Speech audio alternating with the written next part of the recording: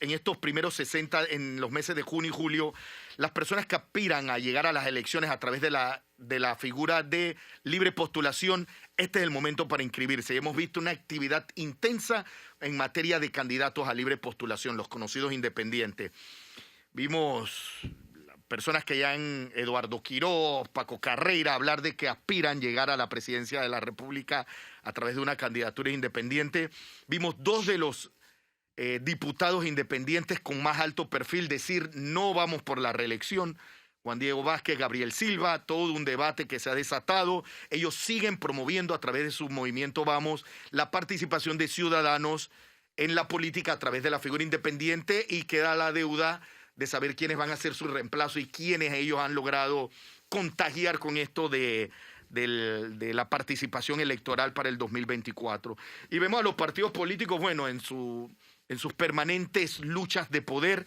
El más evidente ahora mismo, Cambio Democrático, enfrentado por la revocatoria y expulsión de 15 de sus diputados, y hemos visto que definitivamente, si bien es cierto, es todo un proceso de que desobedecieron la línea del partido porque votaron por un candidato a la presidencia de la Asamblea el año pasado, en el fondo lo que ha quedado evidente también es que hay una lucha de poderes, y Yanivel Ábrego y Rómulo Rux están peleando quién ejerce fuerza en el partido.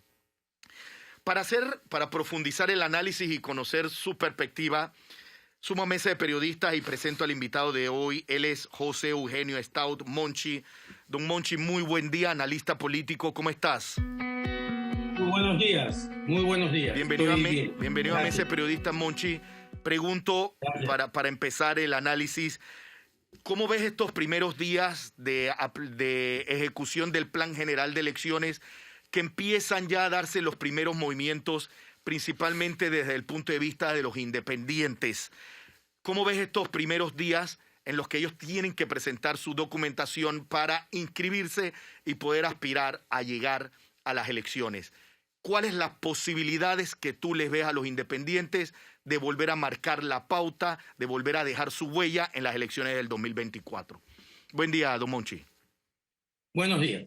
Bueno, en primer lugar, yo creo que hay que señalar por la importancia que tiene que las candidaturas de libre postulación, denominados comúnmente como independientes, parten con una pata coja.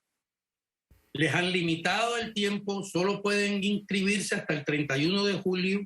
Esto es una limitación muy grave, ¿verdad? Sobre todo frente a los partidos políticos.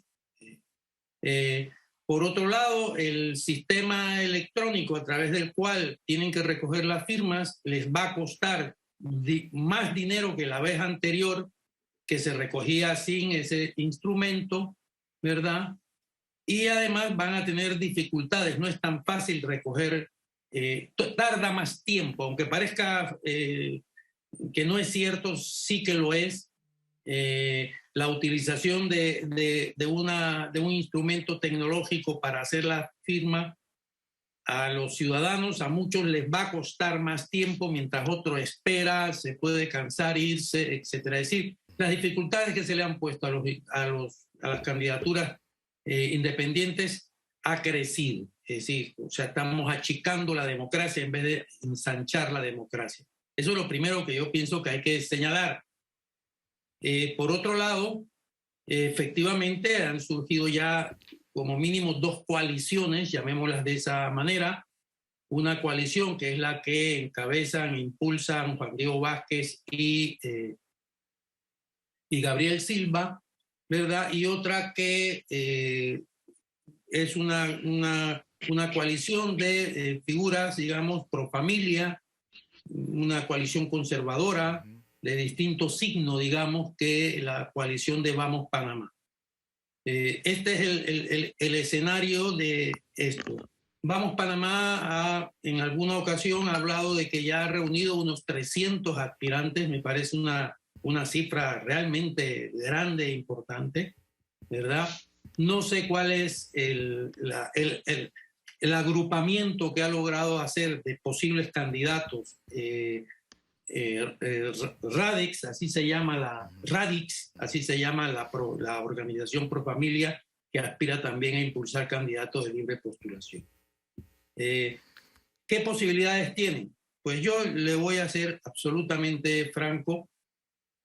Yo no veo que tengan muchas posibilidades. No lo veo. El sistema electoral panameño es un sistema fundamentado en estructuras, en organizaciones, tanto de corregimiento como distritales, como provinciales, como nacionales, ¿verdad? A mayor implantación, mayor fuerza electoral clientelista, evidentemente, ¿verdad? Tienen además recursos del Estado importantísimos para impulsar sus elecciones. En cambio, los independientes cuentan con verdaderas limosnas para financiar las candidaturas. Por lo tanto, lo veo muy mal. En el caso de los diputados Juan Diego Vázquez y Silva fueron, a mi juicio, casos excepcionales. Yo soy del grupo de los que piensa que han cometido un error. Ellos quieren honrar su palabra. Yo pienso que a quien tienen que honrar es a los electores, que su opinión pesa más que la palabra de ellos y que ellos debieron haber consultado a los electores cuál era la voluntad de los electores en este caso. Y lo digo ¿por qué? Porque la situación del país es muy grave, muy grave. Y dos diputados, piénsese lo que se piense, que han jugado un rol de cierta importancia en la Asamblea, rol excepcional, por supuesto, no pueden simplemente desaparecer desde el punto de vista de las instituciones, en este caso desde el punto de vista de la Asamblea. Bien, esa es un poco la situación y yo lamento decir lo que pienso, ¿verdad? Eso por una parte. Por otra parte están hasta ahora una candidatura a la independiente que aspira a la presidencia, que es la de Francisco Carreira, porque en el caso de Eduardo Quirós, él todavía no ha formalizado su candidatura. Lo ha manifestado que aspira, pero no ha formalizado esa candidatura. Hay que esperar a ver qué hace. Le queda mes y medio para hacerlo, ¿verdad? Y bueno, volvemos un poco a lo mismo. Es decir, el señor Lombana la vez pasada jugó un papel extraordinario. No cabe duda de llegar de tercero, más de 300,000 votos, muy importante. Pero son fenómenos que se repiten en una ocasión y si no dan el resultado esperado, decaen. Por lo tanto, las aspiraciones que hay a la presidencia de la República por candidatos independientes, tampoco yo veo que puedan tener mucho arrastre. Esta es un poco la situación. Hay que llamar la atención, además, de algo antes de pasar al sector de los partidos,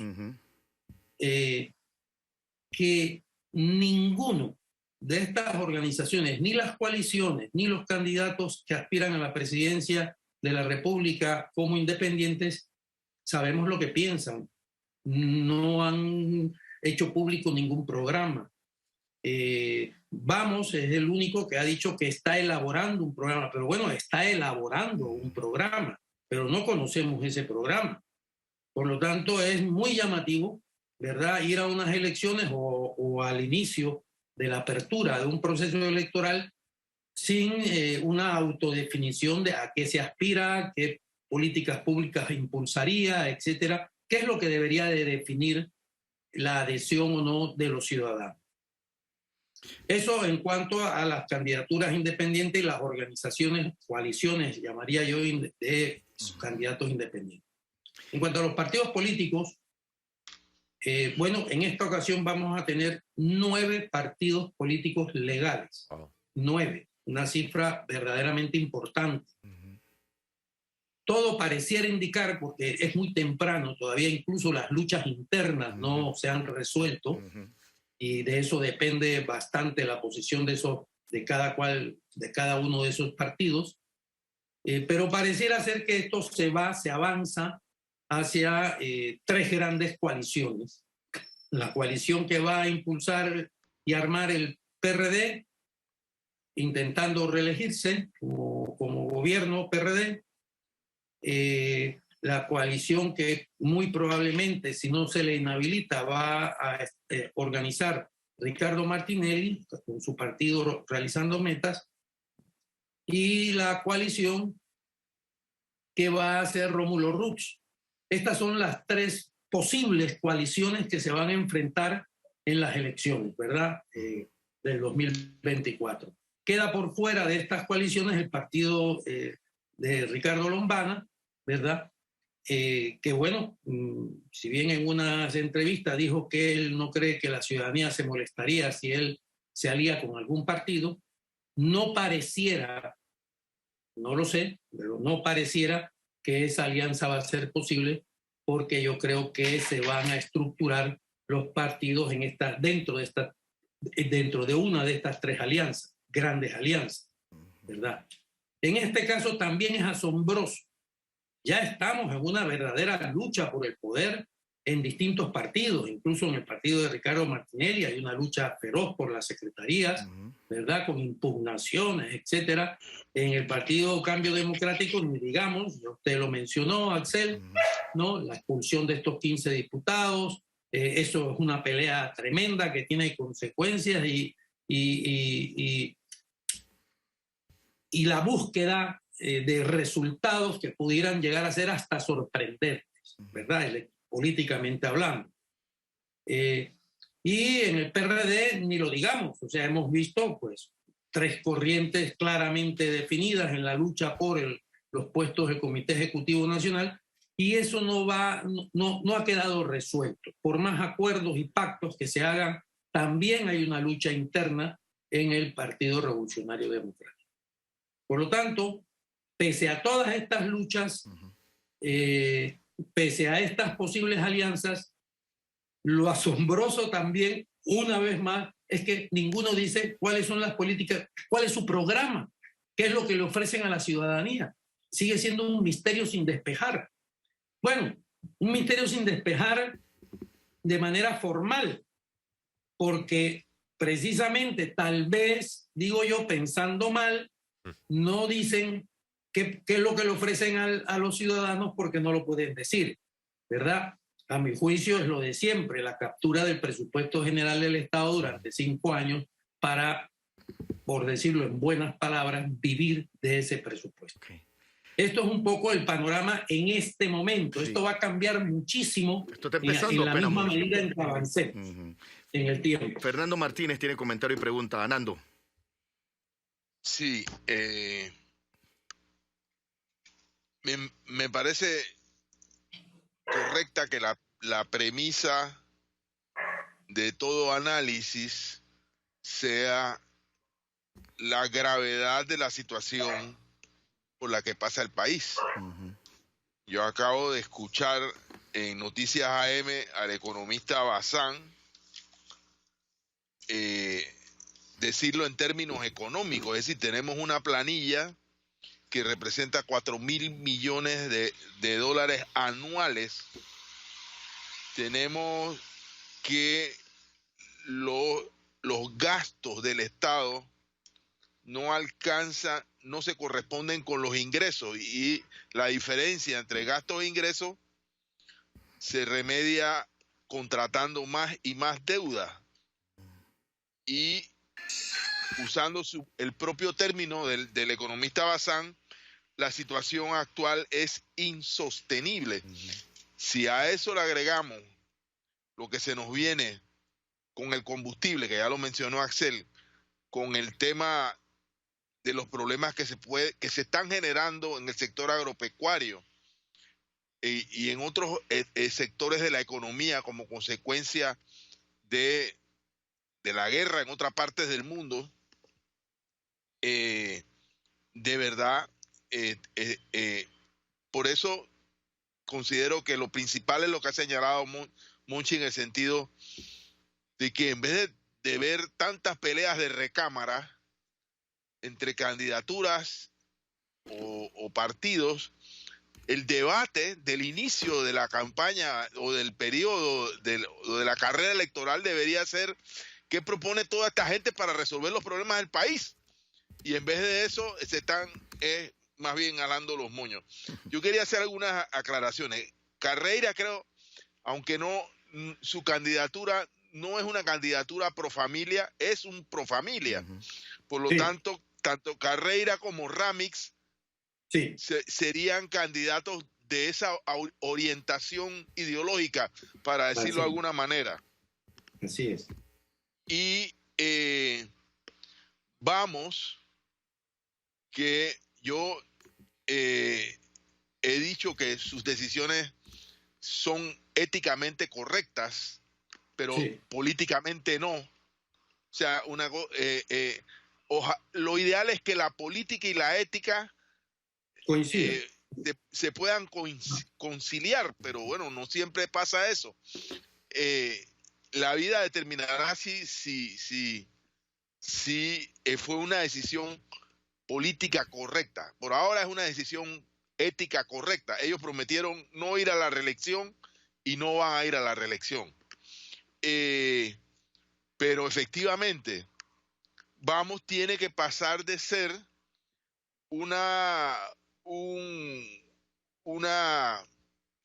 caja de buenas intenciones a ser una cosa más articulada que le dé una expresión orgánica y que la gente pueda decir, bueno, estas son las personas o esto es el movimiento, estas son las figuras visibles a las que habría que apoyar. Es decir, porque suponiendo que la idea de Silva y Diego sea, bueno, la política es una carrera de relevo. Nosotros corrimos estos 5 años y ahora tienen que correr otros. Bueno, pero ¿dónde está el corredor a quien ellos le van a entregar la varita esa para que continúe la carrera? Yo no lo he visto. Nadie los ha visto. Entonces, también la forma en que se hacen las cosas, muchas veces la forma determina el contenido. O sea, yo lo que vi fue a Silva y a Juan Diego en la Plaza Ramón Cantera, ahí bajo el sol, en los exteriores del Palacio Legislativo, absolutamente solos, con una mesa y un mantel blanco, sin una identidad de fondo, sin mayores acompañamientos, sin mayores propuestas, diciendo esto es a lo que renunciamos, pero todavía no sabemos. Los que quieran seguir gracias a la trayectoria que ellos han tenido, que es una buena trayectoria política, los que quieran acompañarlos tienen que reconocer en manos de quién, en qué carro se van a subir. Y eso yo creo que allí el método, en mi opinión, excesivamente naif o ingenuo en materia política, puede estar determinando resultados poco favorables. Y como esta es una carrera, ya hay un montón de corredores haciendo lo suyo. Yo quería preguntarte. Sí, bueno, sí. Dime. Te escucho. Sí, mira, es que tú has tocado un tema, entre los temas que has tocado hay uno fundamental, que es el siguiente, que ha señalado y que esta mañana el economista Bazán señalaba también. Todo este proceso, estas luchas, este escenario político electoral que se está cuajando, ¿verdad? Sobre qué piso social se desarrolla. Esto es importantísimo, tal como tú mismo has señalado. Pues yo voy a muy rápidamente, dar unos elementos que nos permitan conocer ese piso social. El doctor Guillermo Chapman dice que es absolutamente falso que el desempleo sea el 11%, es decir, aproximadamente 200.000 personas.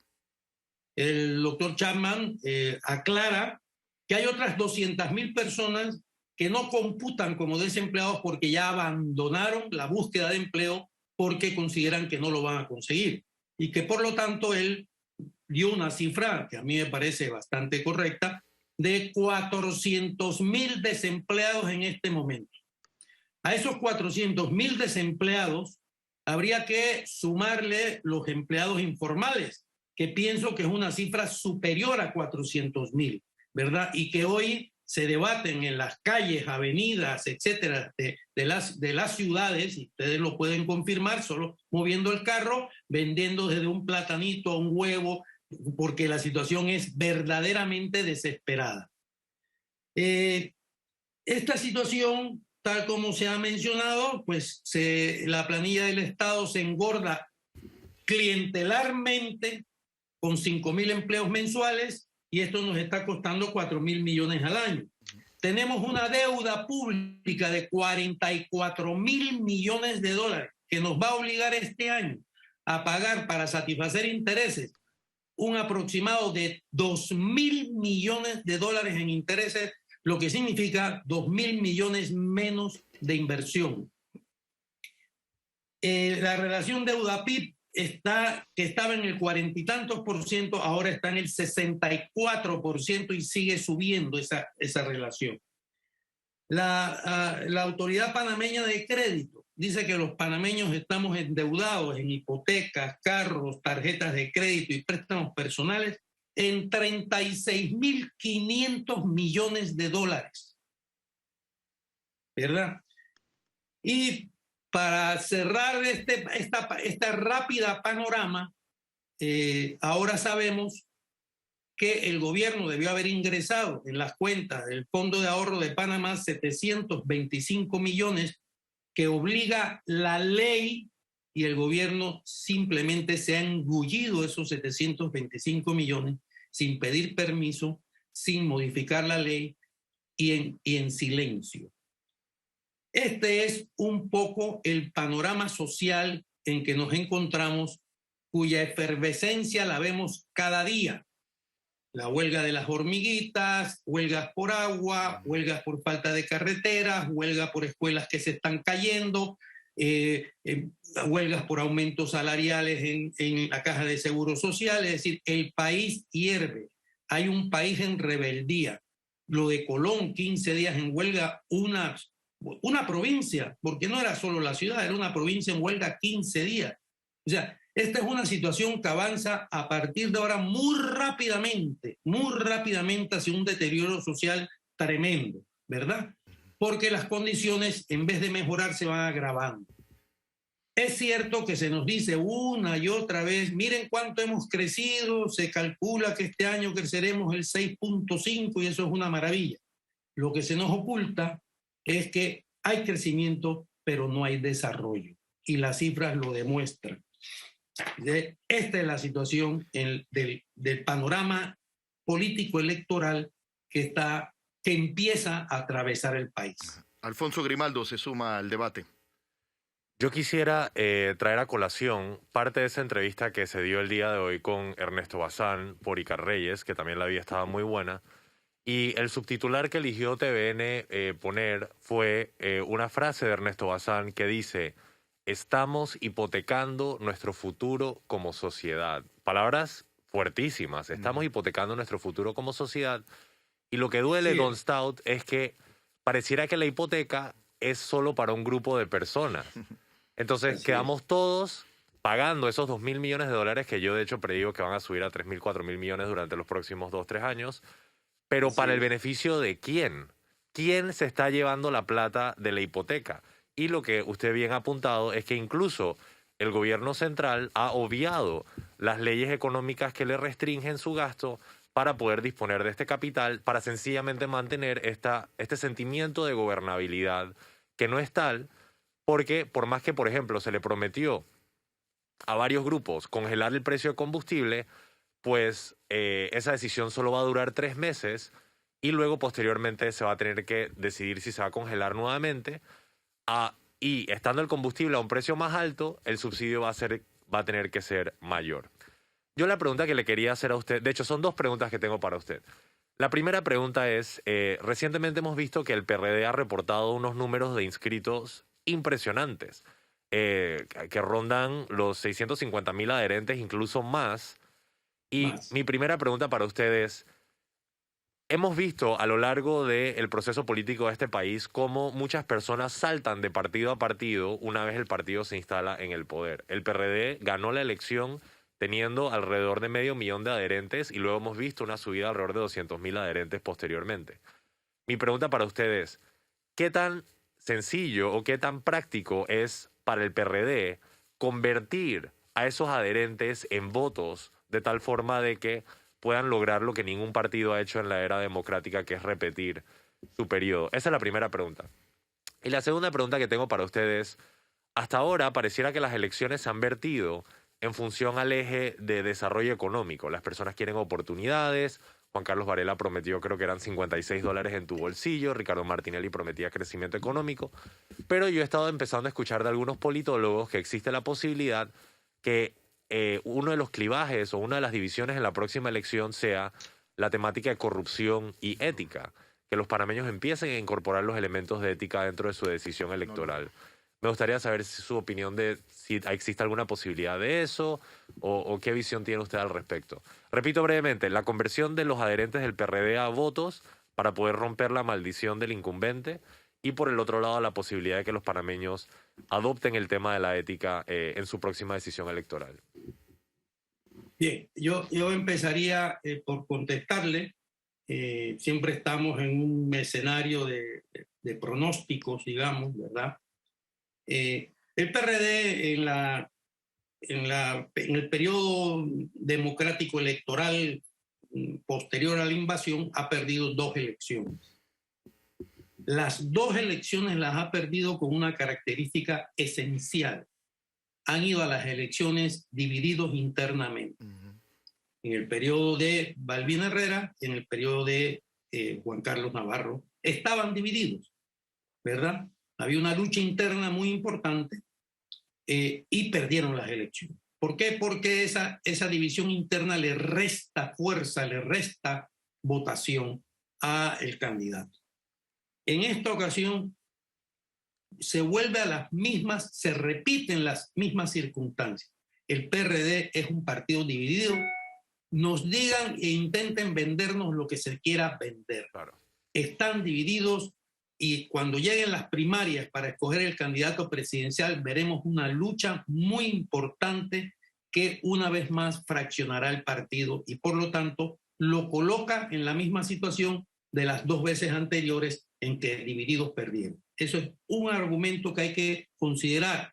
No es determinante, pero hay que tenerlo presente. Y lo segundo está muy vinculado lo siguiente está muy vinculado con la pregunta que usted, la segunda pregunta que usted me hace, José. Efectivamente, yo sí creo que se va a incorporar el tema ético de lucha anticorrupción en estas elecciones. A mi juicio no es lo suficientemente fuerte todavía como para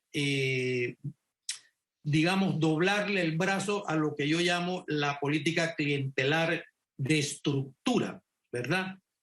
Pero sí va a tener un efecto importante en la lucha política el tema anticorrupción. Y yo quiero decirle, y lo digo además sin ningún ánimo de molestar ni ofender a nadie, sino, bueno, esto es un hecho público y notorio. Las críticas al PRD por sus posiciones de corrupción son enormes. Lo que vamos sabiendo del astillero Braxwell, del puerto Panama Port, de la propia minera. Usted imagínese que a estas alturas llevamos casi 6 meses y el contrato no aparece. Eso no es una casualidad. Aquí tiene que haber explicaciones de fondo, no las que nos da el hoy embajador de Panamá en los Estados Unidos, ¿no? De que, bueno, es que hay que ser muy cuidadosos. Decir, bueno, es que por favor, los panameños dominamos el lenguaje, tenemos excelentes juristas. Yo no veo por qué un contrato puede demorar más de 6 meses. Esto es increíble, de verdad, sobre todo cuando ya ha habido un acuerdo en los 3 temas más importantes. O sea, aquí hay otra explicación.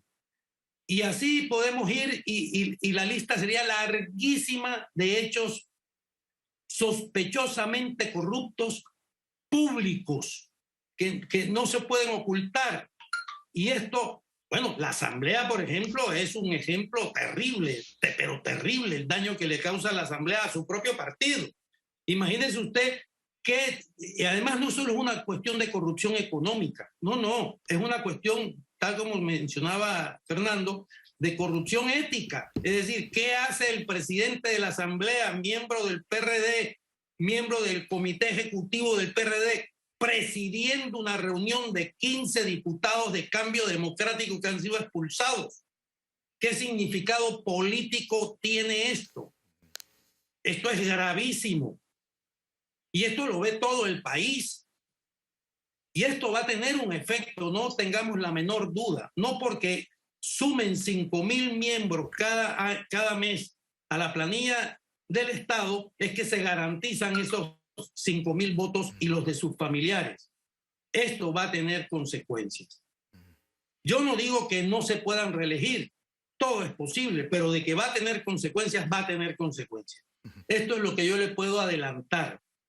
No es seguro que se reelijan por más que tengan el triple de adherentes que el Partido Socialista Obrero de España, por ejemplo, el triple. Pues no, eso no les garantiza la reelección, ¿verdad? Y efectivamente el tema anticorrupción, ético, anticorrupción, va a tener efectos en estas elecciones. Nando Martínez. Sí. Bueno.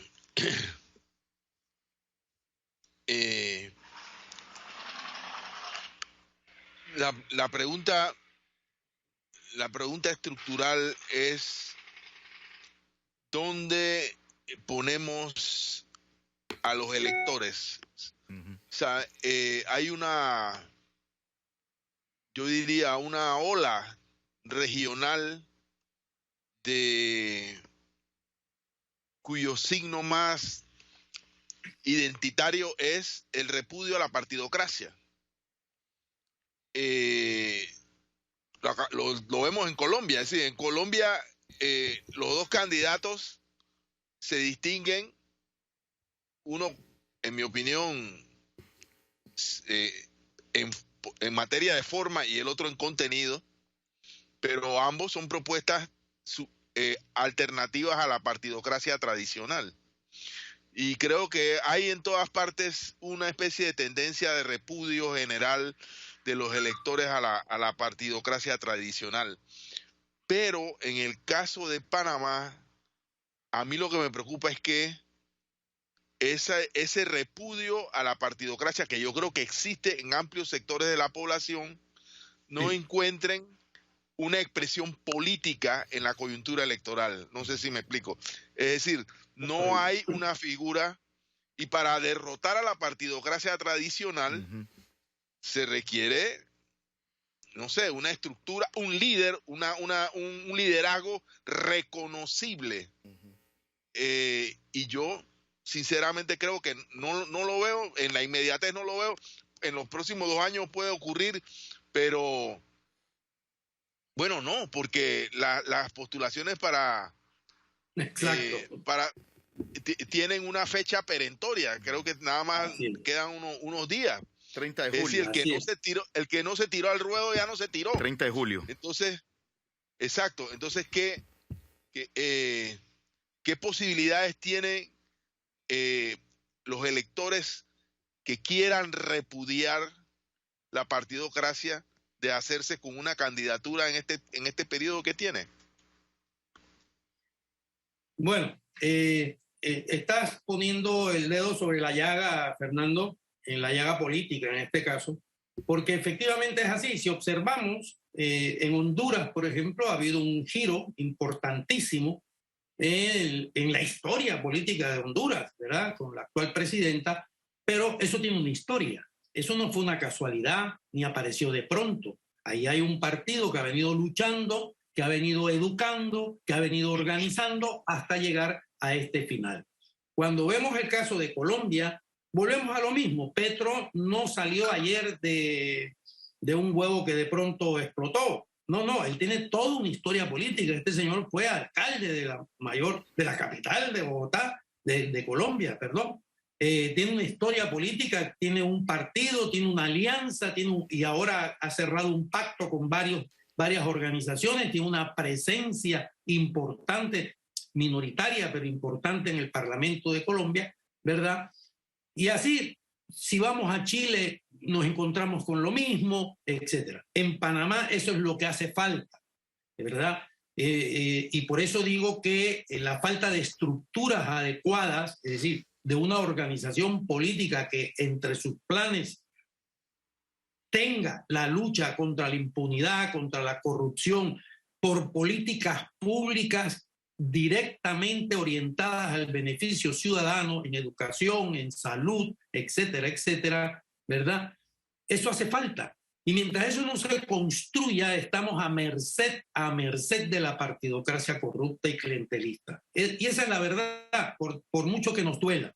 Por lo tanto, aquí el problema es que hay que acelerar los procesos de creación y constitución de organizaciones, no tiene por qué ser una, de organizaciones y de liderazgos que para el 24, tal como tú señalas, ya son imposibles por falta de tiempo, ¿verdad? Pero que creo que la frustración que se va a llevar el país en el 24 va a ser muy grande políticamente hablando. Y la situación socioeconómica va a ser tan grave que ambas cosas crean las condiciones, el caldo de cultivo, para que surja y empiece a caminar un proceso de generación de alternativas distintas a las que hasta el 24 nos va a ofrecer la partidocracia. Eso es lo que pienso, y sé que es una realidad muy dura, pero es la realidad. O sea, y cuanto antes sepamos lo difícil que es, antes se empieza a caminar para solucionarlo, para llegar al objetivo, a la meta. Nando. Sí, una decisión del Tribunal Electoral que le dio fuero electoral al expresidente Ricardo Martinelli encendió las alarmas y ha elevado de alguna forma cuestionamientos, muchos de ellos, en mi opinión, correctos, sobre el Tribunal Electoral mismo. Al final del año debe elegirse un nuevo magistrado. El reemplazo de Arauz. El reemplazo del magistrado Arauz, correcto.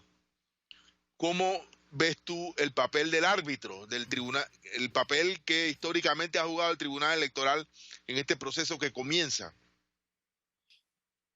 Bueno, yo vengo sosteniendo, pese a opiniones en contrario, de que lo que está en crisis en Panamá es el sistema político, ¿no? El régimen político. Es decir, la forma en que se conjugan las instituciones del Estado ha colapsado. Esta es la verdad. O sea, una asamblea como la que tenemos es inconcebible, un comportamiento como el órgano ejecutivo es inconcebible, como el órgano judicial es inconcebible, de verdad que es inconcebible. Y eso no significa que no haya personas, como se demuestra en la asamblea con Juan Diego y este otro joven, que haya personas honestas y éticamente valiosas, igual en el órgano judicial. Y no pongo en duda que también en el órgano ejecutivo, pero son individualidades. La institución ha colapsado, el sistema ha colapsado.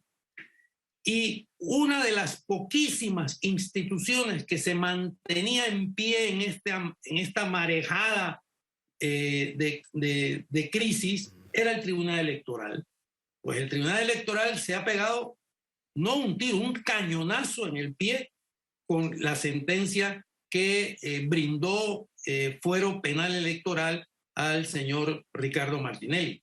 Y lo digo así, no porque esté de acuerdo o en desacuerdo o piense que debió, no, lo digo así porque estos señores se extralimitaron y fueron más allá de lo que la ley les permitía al entrar a valorar algo que ellos no podían hacer, como era el principio de especialidad. Ahí ellos cometieron incluso un delito que permanece impune hasta el día de hoy. Y esto hay que decirlo. Y ese cañonazo en el pie ha debilitado la credibilidad del Tribunal Electoral. Y ahora se encuentran con una nueva situación muy extraordinariamente delicada, que es la expulsión y revocatoria de mandato de 15 diputados. Por supuesto que el Partido Cambio Democrático se va a reafirmar, ¿verdad?, va a rechazar el recurso que ellos planteen, con ello agotan la instancia y recurrirán al Tribunal Electoral. ¿Qué hará el Tribunal Electoral? Yo digo que se va a dar un cañonazo en el pie sano que le queda. Y por lo tanto vamos a llegar al proceso electoral con muy poca credibilidad, con un sistema de partidos, de partidocracia enfrentada a muerte por el presupuesto general del Estado. Eso es una fortuna administrar en 5 años, ¿verdad? Cerca de 150.000 millones de dólares, ¿verdad? Eso es lo que se pelean, no hay otra cosa. Por eso es que no tienen ni programa, y cuando lo hacen se trata de un ejercicio intelectual y punto, no tiene ninguna aplicación, ni hay voluntad de aplicarlo, ¿verdad? Por lo tanto, de verdad vamos a llegar con un árbitro muy maltrecho al escenario, al ejercicio de las elecciones del 2024, de mayo del 2024. Y eso es muy preocupante. Es el elemento que faltaba para decir así no se puede continuar. Don Monchi, una última pregunta, algo rapidito. El protagonista que no hemos analizado en los próximos 2 años es el gobierno, tomando en cuenta que entre las figuras que se han asomado a aspirar a la presidencia o ser candidatos por el PRD está el vicepresidente. ¿Cómo tú ves al gobierno en los próximos 2 años con el deterioro en la imagen, con la situación económica difícil, con una situación social al borde de una explosión y con una de sus principales figuras que por lo menos ha dicho que aspiraría a ser candidato a la presidencia? Un rápido análisis. Bueno, precisamente la división que se pudo observar en la lucha por los puestos del Comité Ejecutivo Nacional tiene que ver con la posible candidatura del vicepresidente de la República. Uh-huh. Vicepresidente que aspiraba y era público, públicamente, incluso el propio presidente de la República le dijo: si tú aspiras a ser secretario general, cuentas con mi apoyo. Hombre, si a mí me dice el presidente eso, por supuesto que aspiro a ser secretario general, ¿no? Él aspiraba a ser secretario general y la lucha interna bloqueó esa candidatura y todos vimos el mensaje que dio a través de la televisora Canal 11 del Estado, ¿verdad? Diciendo, bueno, pues no voy. Y no fue. Y no es el secretario general. Eso no significa que se han depuesto las banderas de la elección del señor Gabriel Carrizo como candidato del PRD. Lo que eso advierte es de que va a haber lucha, de que va a haber otros candidatos y que esos candidatos no van a ser menores, van a ser candidatos con fuerza, que expresan corrientes distintas dentro del PRD de la que expresa el señor Gabriel Carrizo. Y que por lo tanto va a haber aquí una situación, yo no digo que novedosa, porque vuelvo y repito, eso ya ha ocurrido en 2 ocasiones anteriores, solo que en las 2 anteriores no era el vicepresidente de la República el involucrado, ¿verdad? Eran miembros del PRD destacados como Balbina Herrera o Juan Carlos Navarro, ¿verdad? Pero no eran miembros del Ejecutivo.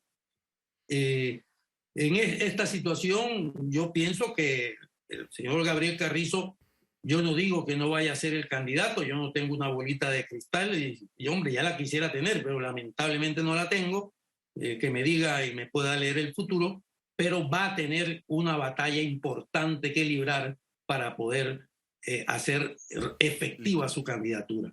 Don Eugenio, si es que lo logra. Don José Eugenio Stout, don Monchi, gracias. Un análisis de la coyuntura, de la situación política, electoral que tenemos una vez aplicado, puesto en ejecución, el Plan General de Elecciones. Quizás alguien dice algo prematuro empezar a hacer estos análisis, no faltan 2 años, pero la política está intensa, lo hemos visto, muy intensa, y ya se están moviendo fichas que definitivamente van a pesar mucho en este proceso electoral. El caso de los independientes, por ejemplo, que tienen hasta el 30 de julio para formalizar sus aspiraciones. Don Monchi, muchas gracias y buen día. Gracias a ustedes. Saludos. Bien, son las 8:00.